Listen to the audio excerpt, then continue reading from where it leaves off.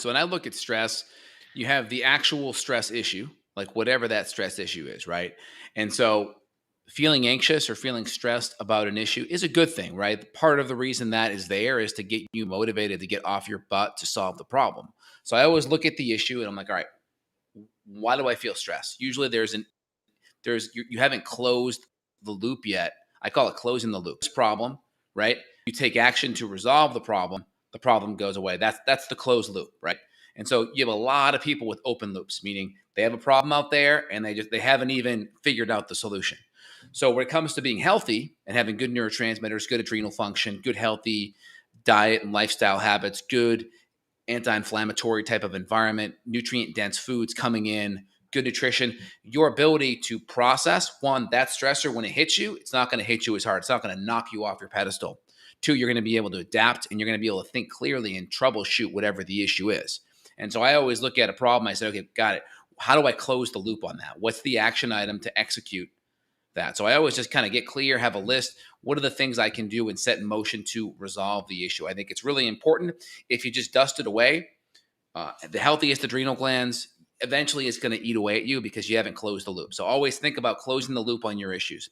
Number two, get healthier so these things don't bug you as much, right? If you have good levels of B6, good levels of magnesium, you're sleeping adequately, you have good blood sugar stability, good amino acids, it's going to allow you to be able to process it.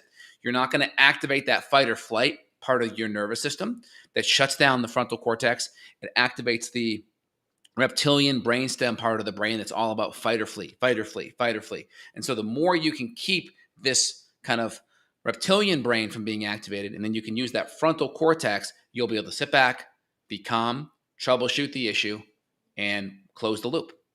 And this is hard if you've got toxins, if you've got Lyme, different Mm-hmm. infections. I mean, we've seen in the literature that certain infections and toxins basically decrease the blood flow to that front part of the brain. So you become a monkey. You do become Yep. primitive. As you mentioned, this reptile brain kicks in and you can't make good decisions and you certainly can't comprehend the future. You get stuck living in the day, the hour, the minute with that stress. And when you say close the loop, I think that resonates for a lot of people, but many people are afraid to close the loop because this means that they have to end a friendship that's toxic. They have to end a marriage that's failing. They have to fire someone that they don't like. They have to quit their job because they have a bad boss. So, closing the loop sounds so simple, but this could be a huge roadblock, for people. And I've seen it to where you've got a woman eating perfectly.